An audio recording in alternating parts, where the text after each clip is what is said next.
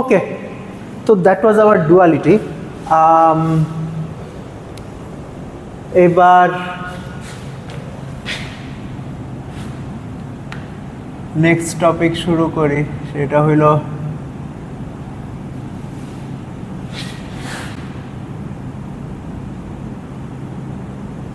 স্টোক্যাস্টিক methods বা probabilistic methods যেমনি বলেন। হ্যাঁ, ঠিক আছে। তো অনেক সময় আমাদের অপটিমাইজেশন প্রবলেম যদি অনেক বড় হয় বলতে যদি আমাদের অনেক ভ্যারিয়েবল থাকে, অনেক ফাংশন থাকে, এটসেট্রা এটসেট্রা, সব কিছুর উপর একসাথে সব মানে ধরেন ডাটার সাইজ অনেক বড়, কস্ট ফাংশনের সাইজ অনেক বড়, সব কিছু অনেক বড় বড়। এক্সাম্পল হলো কারেন্টলি মেশিন লার্নিংয়ের যে অবস্থা আর কি। ধরেন আপনার হাজার হাজার crore crore terabyte petabyte data নিয়ে মানুষ ট্রেন করে, ধরেন কয়েকশো বিলিয়ন প্যারামিটারের মডেল হয়, ঠিক আছে। যখন জিনিসপত্র এরকম অনেক বড় বড় হয় তখন আমরা হয়তো আমাদের ফুল কস্ট ফাংশন নিয়ে কাজ করতে পারি না, ঠিক আছে। ফুল কস্ট ফাংশন বা মানে তখন ফাংশন এভ্যালুয়েট করাই অনেক অনেক চ্যালেঞ্জিং হয়ে যায় বলতে অনেক কস্টলি হয়। ধরেন আপনার ফাংশনের একটা পয়েন্টে ফাংশনের একটা ভ্যালু ক্যালকুলেট করতে হইলে আপনারে ধরেন এরকম এই 100 বিলিয়ন মডেলের মধ্যে একটা ডাটা দিতে হবে যেটা ফাংশন এভ্যালুয়েট করবে। তারপরে গ্রেডিয়েন্ট ডিসেন্ট, একবার গ্রেডিয়েন্ট ডিসেন্ট করতেই ধরেন অনেক কস্ট হয়, ঠিক আছে। তো এরকম বড় বড় জিনিসপত্র নিয়ে যখন কাজ করি তখন আসলে এরকম এক্স্যাক্ট অ্যালগোরিদমগুলা এক্স্যাক্ট এভ্যালুয়েশনগুলো কাজ করা আমাদের জন্য অনেক কস্টলি হয়ে যায়। তখন আমরা যেটা করি কিন্তু প্রবাবিলিস্টিক মেথড ইউজ করি, ঠিক আছে। আচ্ছা, তো this is a catch all term, মানে অনেক কিছু প্রবাবিলিস্টিক অনেক ধরনের মেথডই আছে।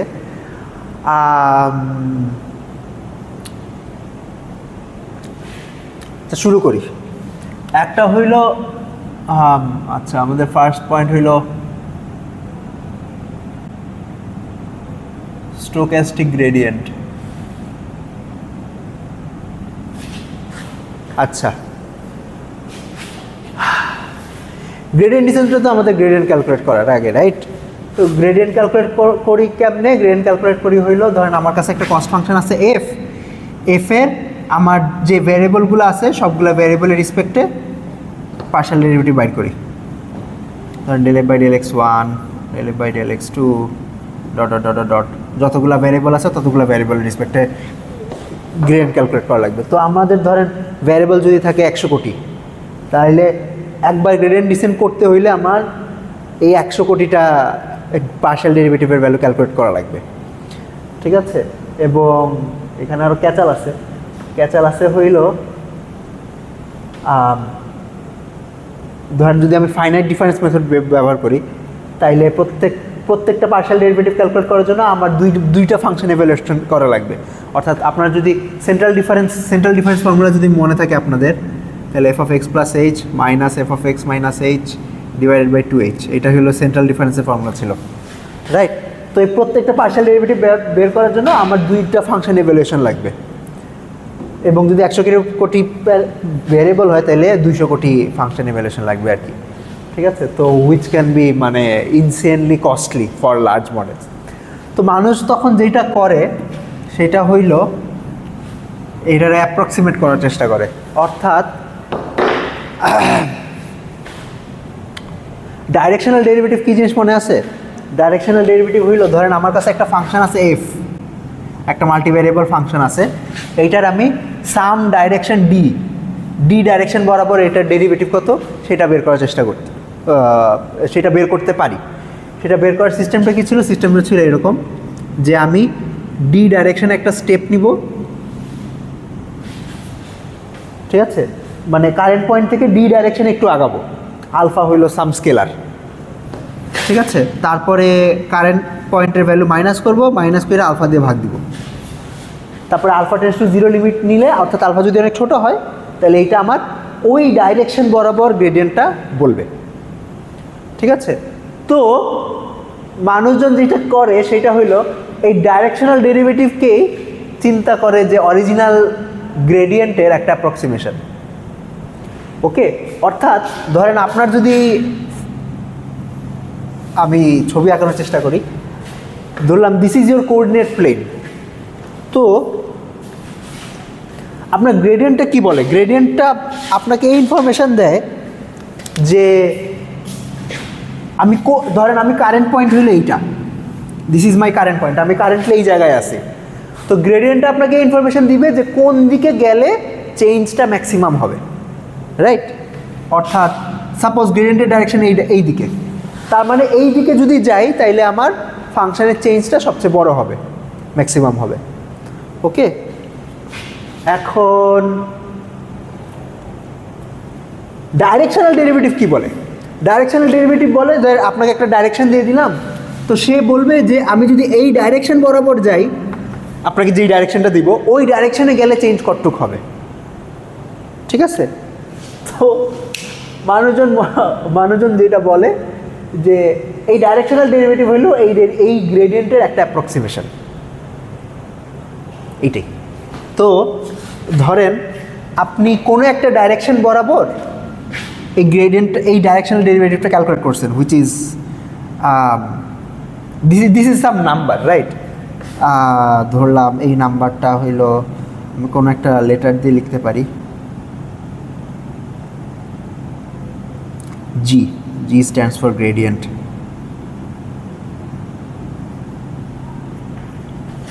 অর্থাৎ ডি ডাইরেকশনে গ্রেডিয়েন্ট কতটুক, তাইলে আমার অ্যাপ্রক্সিমেট গ্রেডিয়েন্ট যেটা ধরে সেটা হইল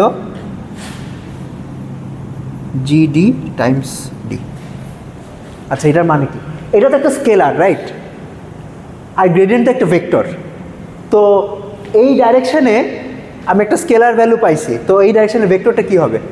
ওই ডি ডাইরেকশনে ডি যে ভেক্টরটা, ওই ভেক্টরটাকে আমার যে ডেরিভেটিভটা পাইছি ওই ডেরিভেটিভটা গুণ দিলে যে সংখ্যার যেই ভেক্টরটা আসে ওইটাই তো ওই ডাইরেকশনে গ্রেডিয়েন্ট ভেক্টর হবে। Does it make sense?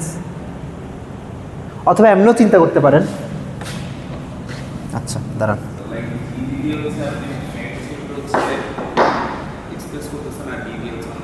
হ্যাঁ হ্যাঁ হ্যাঁ, অথবা এমনও চিন্তা করতে পারেন যে আপনাকে যদি এরকম একটা ভেক্টর দেয়, আপনাকে বললাম যে এক্স অ্যাক্সিস বরাবর এই ভেক্টরের রূপাংশ কত, তখন আপনি কেমনে ক্যালকুলেট করেন? ধরেন এটা থেকে এক্স অ্যাক্সিস বরাবর একটা ইয়া নেন, তারপরে এই ভেক্টরটা হইলে এটা রূপাংশ, ঠিক আছে? তো এই সিমিলারলি আপনার ডি ডাইরেকশন বরাবর গ্রেডিয়েন্টের রূপাংশ কি মনে আছে? যে ডি এর সাথে অরিজিনাল গ্রেডিয়েন্টের ডট প্রোডাক্ট, সরি। তো আমি যদি উপাংশটা ক্যালকুলেট করতে চাই, এই সংখ্যাটা বেসিক্যালি আমার এইটার দৈর্ঘ্যটা দিবে। তো আমি তারপর যদি এই ভেক্টরটা লিখতে চাই তাহলে কি করতে হবে? এই দৈর্ঘ্যটাকে আবার ওই ভেক্টরটা দিয়ে গুণ দিতে হবে না? মনে আছে এগুলা? বুঝতেছেন কি হইতেছে? আচ্ছা ঠিক আছে। তো এইটাই, তাইলে অ্যাপ্রক্সিমেট গ্রেডিয়েন্ট হইল এই জিনিসটা। ধরেন আপনার এই ডাইরেকশনাল ডেরিভেটিভ, ধরেন কোনো একটা ডাইরেকশন সিলেক্ট করছেন, ওই ডাইরেকশনের ডেরিভেটিভ বাইর করছেন, ডেরিভেটিভ বাইর করে তারপর ডি দিয়ে ভাগ দিয়েছেন। এখন এটাতে সুবিধা কি? সুবিধা হইল যে ডাইরেকশনাল ডেরিভেটিভ বের করার জন্য আপনার ফাংশনটা এভালুয়েট করা লাগবে কয়বার? দুইবার। ভ্যারিয়েবল যতগুলাই থাকুক না কেন, ফাংশন জাস্ট দুইবার এভালুয়েট করা লাগবে। একবার এইটা ক্যালকুলেট করার জন্য, একবার এটা ক্যালকুলেট করার জন্য, তারপর আলফা দিয়ে ভাগ দিবেন। তো বলতে পারেন in some sense it is very chip, অনেক সস্তা এই গ্রেডিয়েন্টটা এভালুয়েট করা। অসুবিধা কি? অসুবিধা তো বুঝতেই পারতেছেন যে আমার অ্যাকচুয়াল গ্রেডিয়েন্ট তো এইদিকে আর এই ডাইরেকশনাল গ্রেডিয়েন্ট এই দিকে, তো আমি তো অ্যাকচুয়াল গ্রেডিয়েন্টের দিকে নাই, তো এটার কারণে কিছু এরর আছে, ঠিক আছে? তো অনেক সময় এই এররটুকু মানুষ মাইনে নেয়, ঠিক আছে? কেন মাইনে নেয়? কারণ অনেক সময় আমাদের ডাটার মধ্যেই অনেক পরিমাণ নয়েজ থাকে। তো অন অ্যাভারেজ আপনি মানে মানুষের, আচ্ছা ওকে, ফান্ডামেন্টাল প্রিন্সিপাল মানুষজন যেটা ব্যবহার করে সেটা হইলো একটা গ্রেডিয়েন্ট খুব অ্যাকুরেটলি ক্যালকুলেট করে কম ইটারেশন চালানো হচ্ছে। ধরেন আমি যদি অ্যাকুরেটলি গ্রেডিয়েন্টটা ক্যালকুলেট করতে চাই তাহলে ধরেন আমার 1 ঘন্টা সময় লাগবে, ঠিক আছে? কথা মানে যদি 1 ঘন্টা লাগবে না এক্স্যাক্টলি, আমি কথার কথা বলতেছি। ধরলাম এটা অ্যাকুরেটলি গ্রেডিয়েন্টটা ক্যালকুলেট করতে আমার 1 ঘন্টা সময় লাগবে। তারপরে এই গ্রেডিয়েন্টটা ক্যালকুলেট করার পর তারপরে আমি ধরেন আগাবো, মানে আগানোর আগে আমার গ্রেডিয়েন্ট ক্যালকুলেট করতে ধরেন 1 ঘন্টা সময় লাগতেছে, তারপরে আমি আগাইলাম, ঠিক আছে। আচ্ছা, তারপরে অর্থাৎ একটা ইটারেশন করলাম, নেক্সট ইটারেশন করার জন্য তাহলে কি আমার আরও 1 ঘন্টা সময় লাগবে, কারণ এই পয়েন্টে তো আবার গ্রেডিয়েন্ট ইভ্যালুয়েট করা লাগবে। কম্পেয়ার টু দ্যাট ধরলাম আমার এই গ্রেডিয়েন্টটা ক্যালকুলেট করতে 1 মিনিট সময় লাগে, ঠিক আছে। যদিও এটা খুবই নয়েজি মানে এটা তো বুঝতে পারতেছেন খুবই বাজে অ্যাপ্রক্সিমেশন করছি, অ্যাকচুয়াল গ্রেডিয়েন্টের হয়তো এটা মানে খুব অ্যাকচুয়াল গ্রেডিয়েন্টের থেকে অনেক মানে একটা দূরত্ব আছে এটা, ঠিক আছে। তো কিন্তু এটা করতে যদি 1 মিনিট সময় লাগে, আমি সেম 1 ঘন্টায় এখন কয়টা ইটারেশন করতে পারবো? 60টা ইটারেশন করতে পারবো। আগে 1 ঘন্টায় 1টা ইটারেশন করতে পারতেছিলাম, যদিও 60টা ইটারেশন খুব নয়েজি হবে, কিন্তু ইটারেশন করতে পারবো 60টা। আচ্ছা, তো আপনার অপটিমাইজেশন একটা থাম্ব রুল হইল যে একটা ইটারেশন অ্যাকুরেটলি করার চেয়ে অনেকগুলো ইটারেশন করা বেশি লাভজনক, বুঝাইতে পারতেছি, ঠিক আছে। মানে আপনি অনেক অ্যাকুরেটলি একটা ইটারেশন করছেন, কম্পেয়ার টু দ্যাট আপনি লেস অ্যাকুরেটলি 60টা ইটারেশন করছেন। অন দ্য লং রান দেখা যায় যে সেকেন্ড অ্যাপ্রোচে কনভার্জেন্স বেটার হয়, ঠিক আছে। কারণ কি? কারণ যেটা বললাম যে আপনার ডাটার মধ্যেই অনেক পরিমাণ নয়েজ থাকে, যে আপনি যেই ডাটার উপর অ্যাকুরেটলি 1 ঘন্টা লাগায় অ্যাকুরেটলি গ্রেডিয়েন্ট ক্যালকুলেট করতেছেন, ওই ডাটার মধ্যে এমন পরিমাণ নয়েজ আছে যে 1 ঘন্টা লাগায় যে গ্রেডিয়েন্টটা ক্যালকুলেট করছেন অ্যাকুরেটলি ক্যালকুলেট করার পরে ওইটার মধ্যে নয়েজ থেকে যাবে, ডাটার জন্য নয়েজ থেকে যাবে। তো compare to that better approach হবে যে to make piece with noise, ঠিক আছে। এটা মাইনে নেওয়া যে ভাই নয়েজ থাকবেই, তাইলে আমি আগাই। এখন এইটা ঠিক যে এটাকে হয়তো এত বাজে হইতে হবে এটা নেসেসারি না, মানে আপনি এরকম কাজও করতে পারেন। ধরেন এই ডাইরেকশনাল ডেরিভেটিভ 2 বার ক্যালকুলেট করলেন, অর্থাৎ আপনি D1 ডাইরেকশনে একটা ডাইরেকশনাল ডেরিভেটিভ ক্যালকুলেট করলেন, আবার D2 ডাইরেকশনে আরেকটা ডাইরেকশনাল ডেরিভেটিভ ক্যালকুলেট করলেন, তারপর দুইটার অ্যাভারেজ নিলেন, ঠিক আছে। তাইলে এইটা আপনার বেটার হবে, অ্যাপ্রক্সিমেশনটা বেটার হবে। আপনি যতগুলোর উপর অ্যাভারেজ করবেন তত বেটার হইতে থাকবে। মানে আইডিয়াটা কাইন্ড অফ এরকম, ধরেন এইটার যদি আমি এক্স অ্যাক্সিস বরাবর রূপাংশ নিতাম, আবার যদি ওয়াই অ্যাক্সিস বরাবর রূপাংশ নিতাম, তারপরে যদি যোগ করতাম, যোগ করলে আবার অরিজিনাল ভেক্টরটা ফেরত পাই যেতাম না, ঠিক আছে। তো আমি যদি অনেকগুলো ডাইরেকশন বরাবর রূপাংশ নেই, অর্থাৎ কম্পোনেন্ট নেই, কম্পোনেন্ট নিয়ে মানে এই ডাইরেকশন ডেরিভেটিভগুলো তো বেসিক্যালি গ্রেডিয়েন্টের কম্পোনেন্টই, আমি বিভিন্ন ডাইরেকশন বরাবর গ্রেডিয়েন্টের কম্পোনেন্টগুলো ক্যালকুলেট করতেছি। এটা দিয়ে বেসিক্যালি ডি ডাইরেকশনে অরিজিনাল গ্রেডিয়েন্টের কম্পোনেন্ট ক্যালকুলেট করা হয়, ঠিক আছে। তো আমি যদি অনেকগুলার উপর কম্পোনেন্ট ক্যালকুলেট করি, কম্পোনেন্ট ক্যালকুলেট করে জোড়া লাগাই, তাহলে অন অ্যাভারেজ তো আমার অ্যাকচুয়াল গ্রেডিয়েন্টের ডাইরেকশনেই পাবো, ঠিক আছে। তো এক্স্যাক্টলি পাইতে হইলে আমাকে হয়তো যতগুলো ভ্যারিয়েবল আছে ততগুলো ভ্যারিয়েবল তত ডাইরেকশন বরাবর কম্পোনেন্ট ক্যালকুলেট করা লাগবে। আমি হয়তো অত দূর গেলাম না, আমি ধরেন 100 কেটি ভ্যারিয়েবল আছে, আমি 10টা ডাইরেকশন বরাবর গ্রেডিয়েন্ট ক্যালকুলেট করলাম, তারপরে 10টার অ্যাভারেজ নিলাম, তো ওইটা হয়তো অ্যাকচুয়াল গ্রেডিয়েন্টের কাছাকাছি কিছু একটা হবে হয়তো, মানে এটা ডেফিনেটলি গ্যারান্টি নেই, মানে আপনি যত বেশি নেবেন তত বেশি কাছাকাছি যাবেন, নয়েজ তো থাকেই যাবে। তো ডাইরেকশনগুলো কেমনে সিলেক্ট করে? ডাইরেকশনগুলো সিলেক্ট করে র্যান্ডমলি, ঠিক আছে। ওইখানে আর কি স্টোক্যাস্টিক ব্যাপারটা আছে, যে ধরেন আপনার ওই নামপায়ে র্যান্ড ফাংশন আছে না, np.rand, তো np.rand দিয়ে ধরেন একটা ডাইরেকশন জেনারেট করে তারপর ওই ডাইরেকশন বরাবর গ্রেডিয়েন্ট ক্যালকুলেট করে, ঠিক আছে। আচ্ছা, তো দিস ইজ স্টোক্যাস্টিক গ্রেডিয়েন্ট।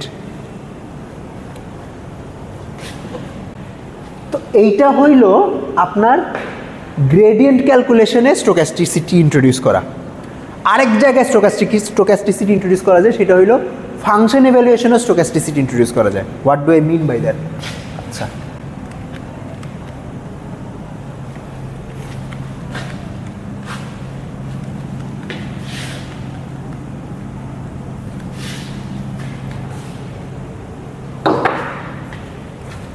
এখন হইল stochastic gradient descent, the famous algorithm. SGD নাম শুনছেন আগে? Stochastic gradient descent. আচ্ছা, এটা হইলো আপনার নিউরাল নেটওয়ার্ক ট্রেনিংয়ের মানে ওজি অ্যালগরিদম আর কি, ঠিক আছে। তো অনেক ফেমাস, ইনফ্যাক্ট নিউরাল নেটওয়ার্কের আপনার যে রাইসটা বেসিক্যালি এই অ্যালগরিদমটার জন্যই হয়েছে। কারণ নিউরাল নেটওয়ার্ক মানুষ অনেক আগে প্রপোজ করেছিল, ধরেন গত শতাব্দীতে, অর্থাৎ 1970s 1980s দিকেই মানুষ যেমন নিউরাল নেটওয়ার্ক প্রপোজ করছিল, কিন্তু ওইটা তখন ফিজিবল ছিল না, মানে ট্রেন করার ভালো অ্যালগোরিদম ছিল না। ঠিক আছে, তো এইটা আসার পরেই বেসিক্যালি আর কি ট্রেনিং অ্যালগোরিদম, ওয়েল জাস্ট এইটা না, মানে অনেক অনেক tricks and tips and techniques অনেক কিছু মিলায়, ধরেন এইটা লাগছে, অটোমেটিক ডিফারেন্সিয়েশন লাগছে, ব্যাক প্রপাগেশন লাগছে, সব কিছু মিলাই জিলাই আর কি টেক অফটা হয়েছে। তার মধ্যে এইটা একটা ইনগ্রিডিয়েন্ট ছিল আর কি টেক অফের পিছনে। তো ইনগ্রিডিয়েন্টটা হইলো, সাধারণত মেশিন লার্নিংয়ে আমরা যেটা করি যে ধরেন আমরা একটা মডেল বানাই, ওকে, একটা মডেল বানাই, যে মডেলের প্যারামিটারগুলো হইল থিটা, মানে মডেলটা হইলো ধরেন এরকম যে আপনার দিস ইজ মাই মডেল, এটার মধ্যে অনেক প্যারামিটার আছে, আপনি এটার মধ্যে ধরেন হয়তো একটা ইমেজ ঢুকাবেন। আচ্ছা, এই মডেলের কাজ কি? ধরলাম এই মডেলের কাজ হইলো কুকুর আর বিড়ালের ছবি আলাদা করতে পারা, ক্যাট আর ডগ ক্লাসিফাই করা। তো আপনি ধরেন একটা ক্যাটের ছবি ইনপুট দিবেন, ছবি ইনপুট দিলে হয়তো এটা 10 আউটপুট দিবে। 10 মানে উইথ 100% প্রবাবিলিটি এটা ক্যাট, 0% প্রবাবিলিটি ডগ। যদি কুকুরের ছবি ইনপুট দেন তাহলে হয়তো এটা 0-1 আউটপুট দিবে। ঠিক আছে, যে 0% প্রবাবিলিটি ক্যাট, 100% প্রবাবিলিটি ডগ। তারপর এটা ট্রেন করে কেমনে? আচ্ছা, এটা ট্রেন করে হইলো আপনার ডাটা সেট লাগে যে আপনার অনেকগুলা কুকুর আর বিড়ালের ছবি আছে, ওকে। তো আপনি ধরেন প্রত্যেকটা ছবির জন্য প্রত্যেকটা ছবি এই ফাংশনে ঢুকাবেন, দিস ইজ ইয়োর মডেল। এখানে হয়তো অনেক প্যারামিটার আছে, θ1, θ2, θ3 ডট ডট, অনেক প্যারামিটার আছে এই মডেলের মধ্যে। তো আপনি এই কুকুরের এই ছবিটা এই ফাংশনের মধ্যে ঢুকাবেন, ঢুকানোর পরে ধরেন কুকুরের ছবি ইনপুট দিচ্ছেন, এটা আউটপুট দিচ্ছে 0.5 0.5, অর্থাৎ এটা 0-1 আউটপুট দেওয়ার কথা, কিন্তু 0.5 0.5 আউটপুট দিচ্ছে, মানে এরর আছে, আমার প্যারামিটারগুলো ঠিক মতো সেট হয় নাই। তো এররের পরিমাণ কি?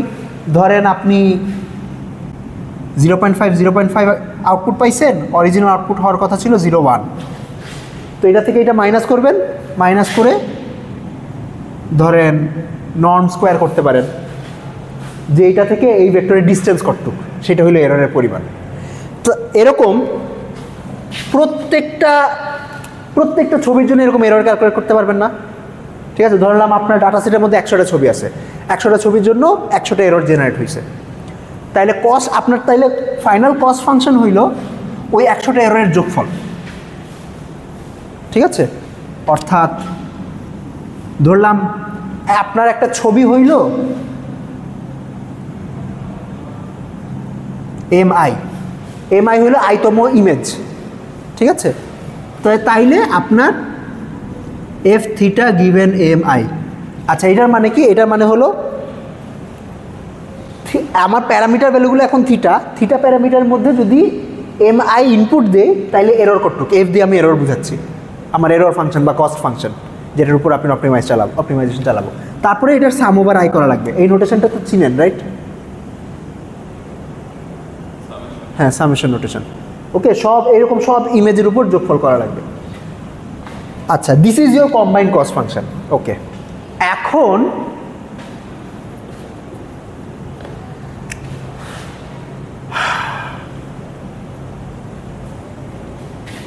তো এখন এই কম্বাইন্ড কস্ট ফাংশনের উপর যদি আপনি মিনিমাইজেশন মিনিমাইজেশন চালাইলে তাইলে এই প্যারামিটারগুলো এমনভাবে টিউন হবে, অর্থাৎ মিনিমাইজেশন চালাবেন কিসের উপর? Over theta, minimize over theta. আপনার থিটাগুলো হইলো প্যারামিটার, থিটার উপর মিনিমাইজেশন চালাবেন।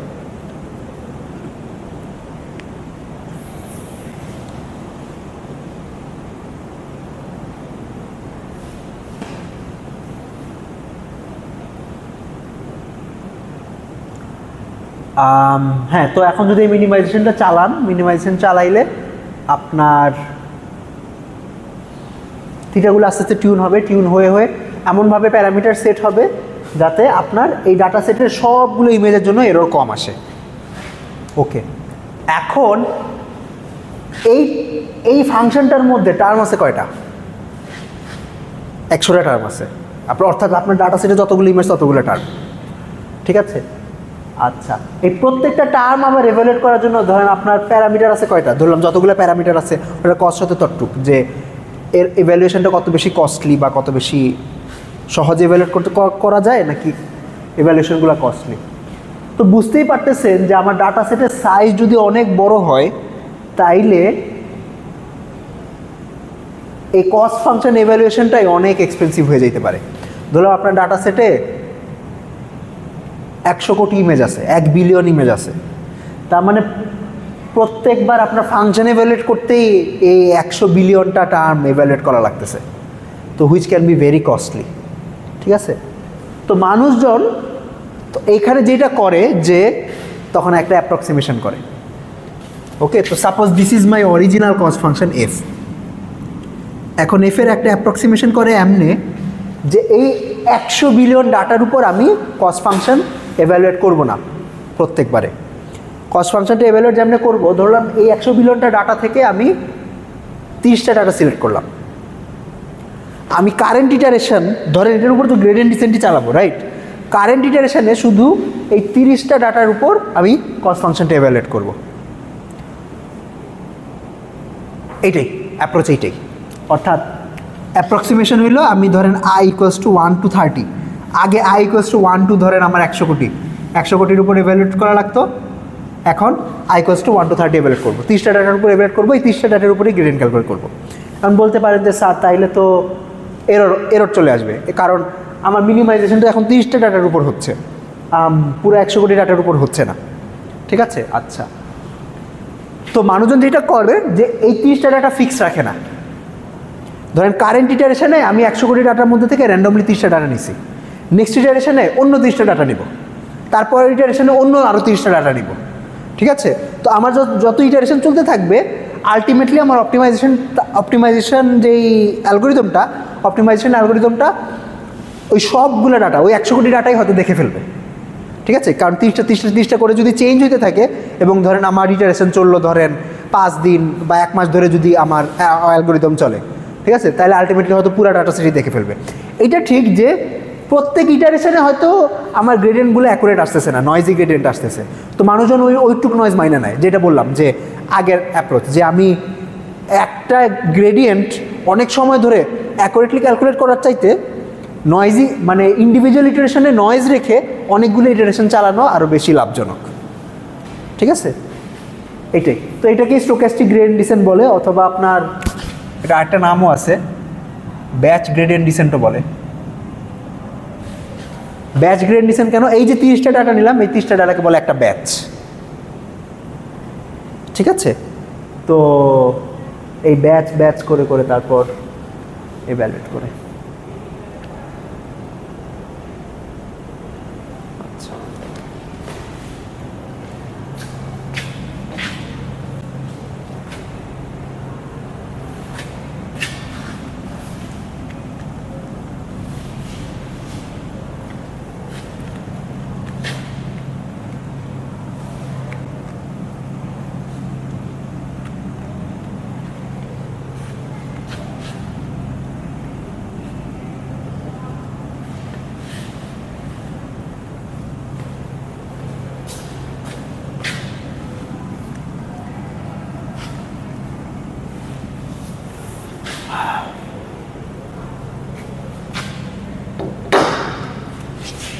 আচ্ছা, সিমুলেটেড অ্যানালিং পড়াবো ভাবছিলাম।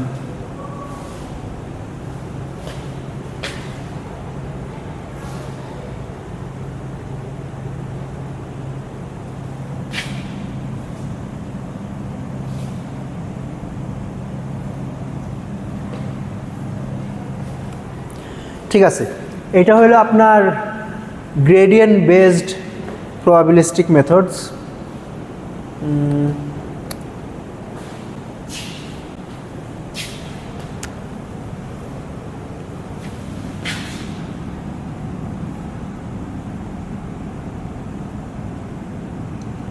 আরেকটা মেথড আছে, আসলে অনেক মেথড আছে, তার মধ্যে আরেকটা মেথড হলো সিমুলেটেড অ্যানিলিং। অ্যানিলিংয়ের নাম শুনছেন? অ্যানিলিং এই শব্দটার নাম শুনেছেন? এটা মানে কি জানেন?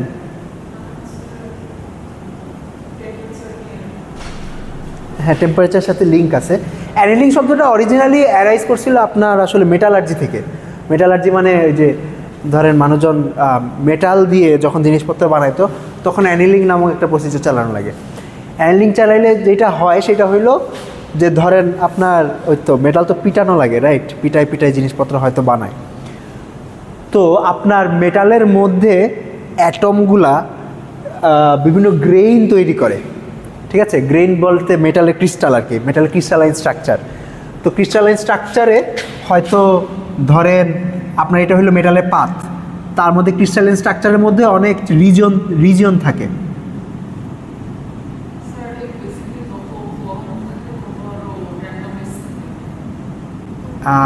হ্যাঁ, বলতেছি। ধরেন এটা হলো আমার মেটাল, এটার মধ্যে অনেক ছোট ছোট ছোট ছোট রিজিয়ন থাকে। তো সাধারণত এই রিজিয়নগুলো যত বেশি বড় হয় তত আপনার মেটালটা বেশি স্ট্রং হয়, ঠিক আছে? তো অ্যানিলিংয়ের সময় যেটা করে যে মেটালটাকে ধরেন হিট করে, অনেক গরম করে, তারপর আস্তে আস্তে ঠান্ডা করে। তো আস্তে আস্তে ঠান্ডা করলে যেটা হয় সেটা হইলো অ্যাটমগুলো নড়াচড়া করতে থাকে।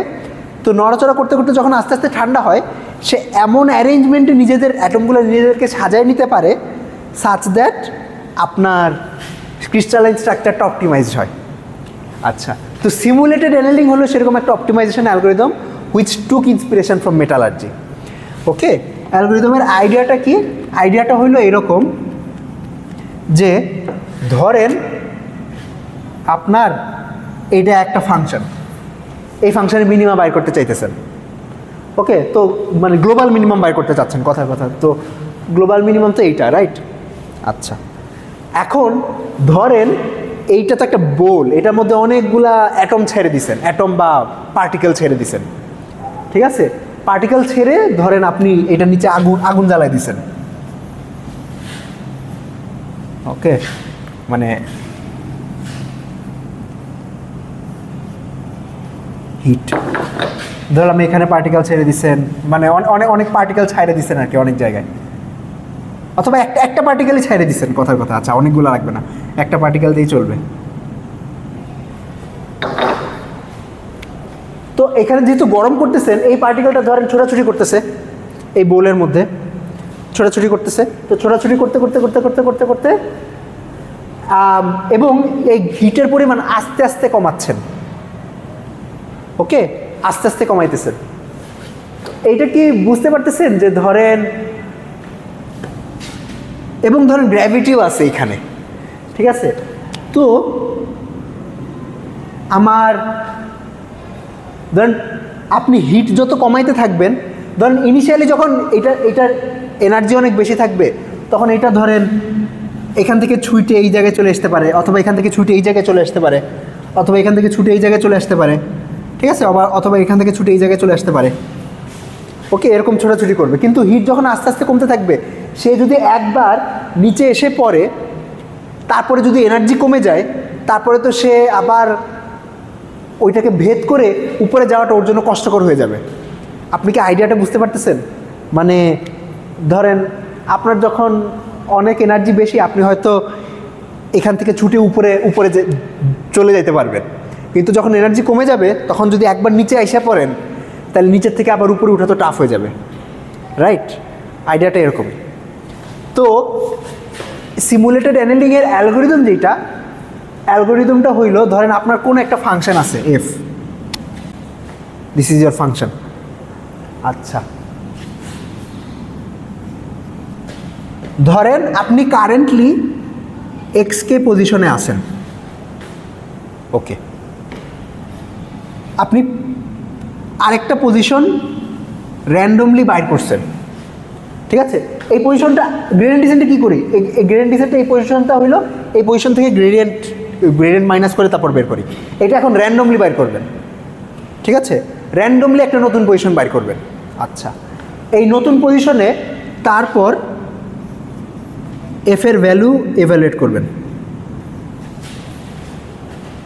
F of x k plus 1, এটা র্যান্ডমলি, ঠিক আছে? র্যান্ডমলি জেনারেট, এই র্যান্ডমলি নতুন পয়েন্টে এক্স কে প্লাস 1 বাই করবেন।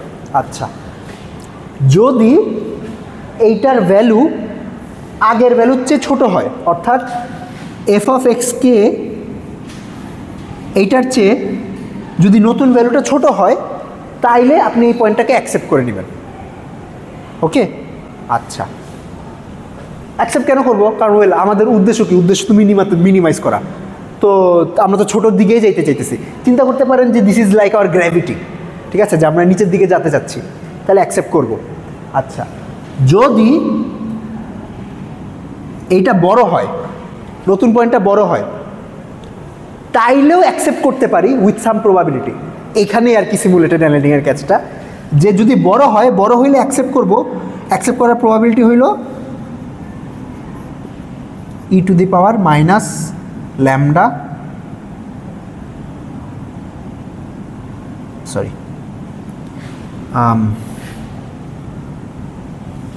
ধরেন অ্যাকসেপ্টেন্স প্রবাবিলিটিটা দেখি।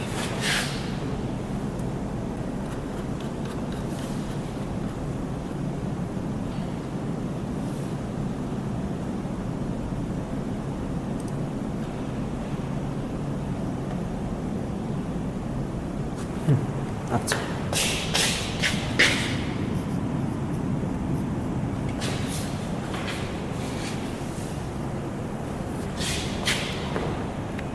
আচ্ছা অ্যাকসেপ্টেন্স প্রবাবিলিটি একটু উইয়ার্ড শোনাইতে পারে। এটার মানে হইল যে আপনার ধরেন এইটা হচ্ছে বড়, কতটুক বড় সেটা বাইর করতে হবে। তারপরে ওইটাকে there is some parameter which we call temperature T, ওইটাকে এই ফাংশনের মধ্যে ঢুকাবেন। এই ফাংশনের মধ্যে ঢুকাইলে আপনাকে 0 থেকে 1-এর মধ্যে একটা ভ্যালু দিবে। এই ভ্যালুটা হইল প্রবাবিলিটি অফ অ্যাকসেপ্টিং, মানে অ্যাকসেপ্টিং দ্যাট ভ্যালু, ঠিক আছে। তো আপনি এখান থেকে যে ভ্যালুটা বড় পাচ্ছেন, ওই ভ্যালুটা অ্যাকসেপ্ট করবো নাকি রিজেক্ট করবো, ওইটা একটা প্রবাবিলিটি পাবেন। তারপর ওই প্রবাবিলিটি অ্যাকসেপ্ট করবেন অথবা রিজেক্ট করবেন। বুঝতে পারতেছেন?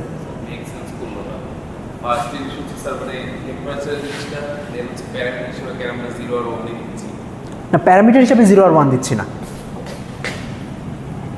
এই সংখ্যাটা আপনাকে 0 আর 1-এর রেঞ্জে একটা ভ্যালু আউটপুট দিবে, ঠিক আছে।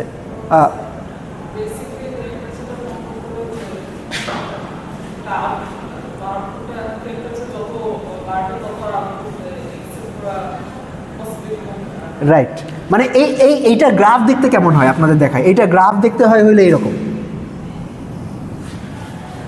This is 1, this is delta F. আচ্ছা, আর যদি আপনি টেম্পারেচার বাড়ান, ধরেন this is the graph for temperature T equals to 1, sorry temperature যদি কমান তাইলে আরও নিচে যাবে, আরও কমাইলে আরও নিচে যাবে, ঠিক আছে। এটার মানে কি? এটার মানে হইল যে টেম্পারেচার যত বেশি থাকবে, আমার ডেল্টায় বড় হইলে অ্যাকসেপ্টেন্স প্রবাবিলিটি তত বেশি থাকবে। টেম্পারেচার যত কমবে অ্যাকসেপ্টেন্স প্রবাবিলিটি কমতে থাকবে। এটার মানে কি? এটার মানে হইল যে ওই যে বললাম যে আচ্ছা এই কন্ডিশন কখন খাটাবো, যখন আমার নতুন ভ্যালুটা আগের ভ্যালুর চেয়ে বড় হবে। ছোট হইলে তো আর এই কন্ডিশন পর্যন্ত যাওয়ারই দরকার নেই, ছোটো হইলে সাথে সাথে অ্যাকসেপ্ট করে ফেলবো। যদি বড় হয় তাইলেও মাঝে মধ্যে অ্যাকসেপ্ট করবো, ঠিক আছে। এইটা কি সিমুলেট করতেছে? এটা ওই বিহেভিয়ারটা সিমুলেট করতেছে। ওই যে আপনার ধরেন পার্টিকেলটা এই জায়গায় এসে বসছে, কিন্তু এনার্জি অনেক বেশি, তাহলে এটা ছুঁইটা বাইরেও হয়ে যেতে পারে। ওই বিহেভিয়ারটা সিমুলেট করতেছে, ঠিক আছে। এখন আপনি বলতে পারেন যে স্যার এটার দরকার কি? আমরা খালি ফার্স্ট কন্ডিশনটাই রাখতাম যে খালি নিচে নামলে অ্যাকসেপ্ট করবো, বাড়লে অ্যাকসেপ্ট করবো না। আচ্ছা, খালি নিচে নামলে অ্যাকসেপ্ট করবো, বাড়লে অ্যাকসেপ্ট করবো না। এটার অসুবিধাটা হইল, ধরেন আপনার পার্টিকেল এখানে এসে বসছে, কিন্তু অ্যাকচুয়াল মিনিমাম তো এই জায়গায়। ধরেন পারটারবেশন করে আপনার পার্টিকেলের অবস্থান, মানে নতুন এক্সকে প্লাসটা ধরেন এই জায়গায় জেনারেট হয়েছে, এক্সকেটা ছিল এখানে, এক্সকে প্লাসটা হইলো এখানে। তো আপনার পার্টিকেলটাকে যদি এইটা তো একটা লোকাল মিনিমাম আর এটা একটা গ্লোবাল মিনিমাম, পার্টিকেলটাকে যদি লোকাল মিনিমাম থেকে বাইর করতে হয়, তাইলে এটাকে এখান থেকে বাইর করা লাগবে না? এটা কি বুঝতেছেন যে বাইর করতে হইলে তাইলে আপনাকে কিছু প্রবাবিলিটি রাখতে হবে যাতে এটা উপরে উঠতে পারে, খালি নিচেই নামতে হবে। খালি যদি এরকম জিনিসে রাখেন তাহলে এটা লোকাল মিনিমাতে এটা আইসা আটকায় যাবে। তাহলে আপনাকে এরকম প্রবাবিলিটি রাখতে হবে যাতে এটা উপরে উঠতে পারে। এখন এটা ঠিক যে এটা যদি সারা জীবনে উপরে ওঠার প্রবাবিলিটি রাখা দেয়, তাহলে তো এটা কোনোদিন কনভার্ট করবে না। এই কারণে আমরা টেম্পারেচারটা আস্তে আস্তে কমাইতে থাকবো, ঠিক আছে। এই যে ডিস্ট্রিবিউশনটা, এই ডিস্ট্রিবিউশনে এইটা ফিক্স থাকবে না, টিএ ধরেন কে ইটারেশনে টেম্পারেচার একটা ভ্যালু আছে, তারপরে ইটারেশনে টেম্পারেচার ভ্যালুটা কমাবো, কারণ কমানোরও শিডিউলিং আছে, ঠিক আছে, এটা টেম্পারেচার শিডিউলিং বলে।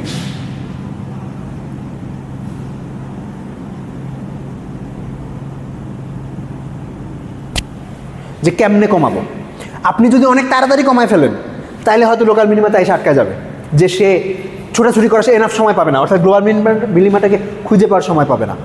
আর যদি বেশি স্লো করেন তাইলে হয়তো অনেক দিন লাগে যাবে কনভার্ট করতে, তো আপনার একটা ট্রেড অফ আছে।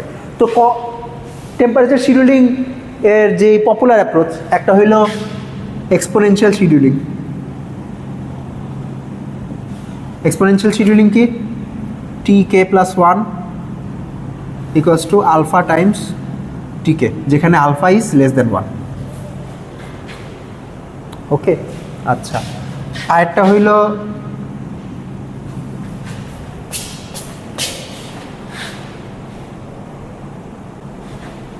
Logarithmic scheduling.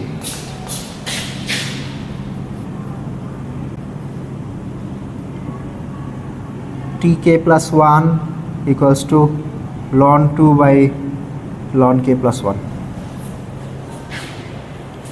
ওকে, আরেকটা আছে ফাস্ট শিডিউলিং, সেটা হইল tk+1 equals to some constant by k+1।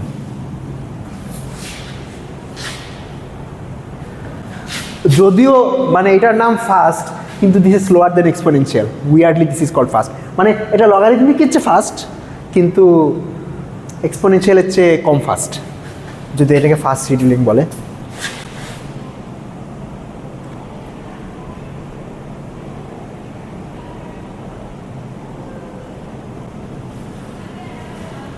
ওকে, তো এইটাই মানে সিমুলেটেড অ্যালিনিংয়ের আইডিয়াটা খুবই সিম্পল।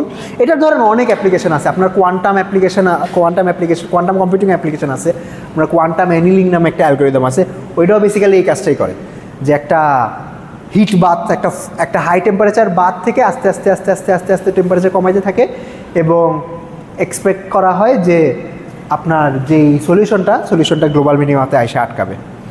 কোর আইডিয়াটা কি, কোর আইডিয়াটা এইটাই যে আপনি একবার মানে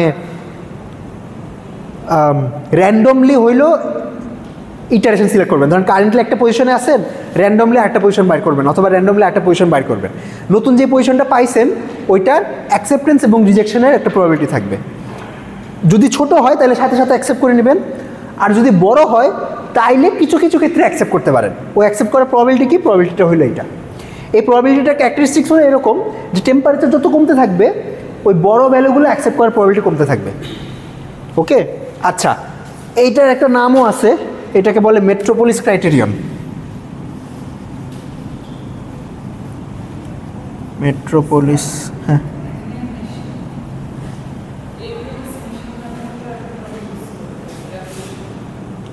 ও আচ্ছা, এইটা হয়তো এটা একটা ইন্ডিপেন্ডেন্ট অ্যালগরিদম, মানে এটা মেশিন লার্নিংয়ে ব্যবহার করে না, মানে ইন্ডিপেন্ডেন্টলি ব্যবহার করে।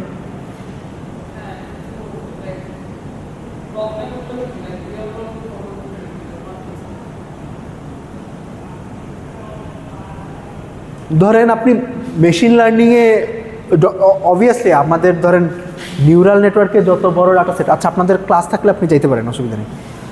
তো নিউরাল নেটওয়ার্কে যেই সাইজের ডাটা সেট নিয়ে কাজ করে, ওই সাইজের ডাটা সেটে আসলে সিমুলেটেড অ্যানালিটিং অ্যাপ্লাই করে হয়তো লাভ হবে না, হয়তো রিলেটিভলি একটু ছোটো প্রবলেমে অ্যাপ্লাই করা যেতে পারে।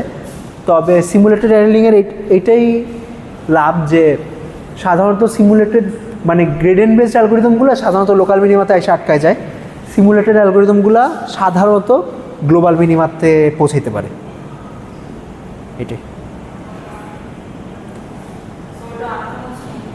হ্যাঁ, লোকাল মিনিমাতে আটকানোর সম্ভাবনা কম compare to gradient based algorithms.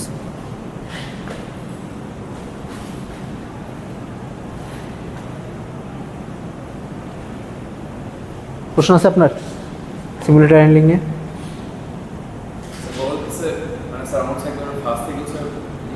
Sir আমরা এখানে মানে কেন লাইক গ্রাউন্ড স্টেট আর এক্সাইজ স্টেটের মানে ওই কনসেপ্ট ইউজ করা হচ্ছে করতে পারলাম না, যেমন স্যার আপনি হচ্ছে বলতেছেন যেমন আমার সাইডে কখনো হয় না যে আমার সাইডে এক্স সাইডে হচ্ছে ইলেকট্রন ছিল দুইটা ঘুরতেছে, তো আমরা যেটা হচ্ছে মানে কুলিং এর কথা বলতেছি, যেটা ঘুরতে ঘুরতে এনার্জি হচ্ছে ক্ষয় করলো, দেন হচ্ছে আমার গ্রাউন্ড স্টেটের দিকে আসতেছে। মানে ইলেকট্রিক সাইকেলে আপনি এটাকে গ্রাউন্ড স্টেট হিসাবে চিন্তা করতে পারেন, এগুলোকে এক্সাইটেড স্টেট হিসাবে চিন্তা করতে পারেন। তো এটা আলটিমেটলি গ্রাউন্ড স্টেটেই আসতেছে। মানে if you interpret this as a ground state, ধরেন এটা যদি আপনার এনার্জি ফাংশন হয়, এনার্জি ফাংশনের মিনিমাম স্টেটটাই তো গ্রাউন্ড স্টেট, তো in some sense this is the ground state.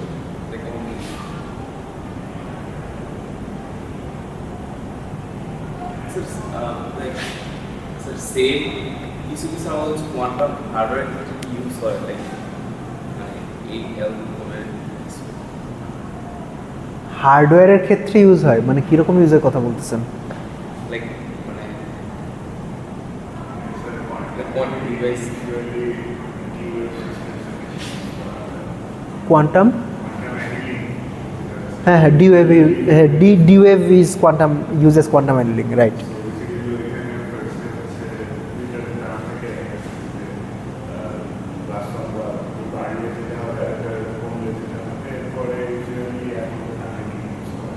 আচ্ছা, বুঝতে পারছি। আমি D-Wave-এর এক্সাক্ট মেকানিজম এটা জানি না, কিন্তু হ্যাঁ এটা জানি যে ওটা কোয়ান্টাম হ্যান্ডলিং করে। তো ক্লাসিক্যাল হ্যান্ডলিংয়ের সাথে কোয়ান্টাম হ্যান্ডলিংয়ের ডিফারেন্সটা এক্স্যাক্টলি শিওর না আমি।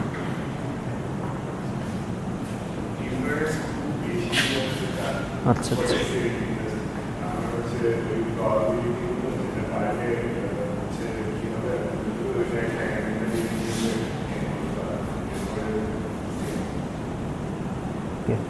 বুঝতে পারছি।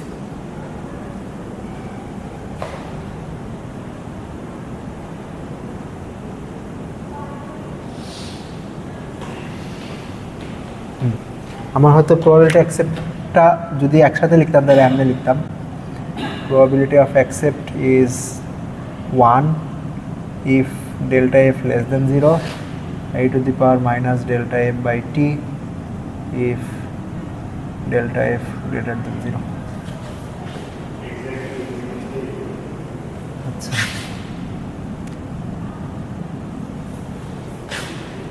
মানে ফাংশনের ভ্যালু যদি কমে তাহলে সাথে সাথে অ্যাকসেপ্ট করে ফেলবো, আর যদি বাড়ে তাহলে উইথ সাম প্রবাবিলিটি অ্যাকসেপ্ট করবো, যেখানে প্রবাবিলিটিটা হইলো এখান থেকে ক্যালকুলেট করে, আর তারপর টেম্পারেচার আস্তে আস্তে প্রতি ইটারেশনে আস্তে আস্তে আস্তে আস্তে কমাইতে থাকবো। এটি আইডিয়াটা বেশ সিম্পলই।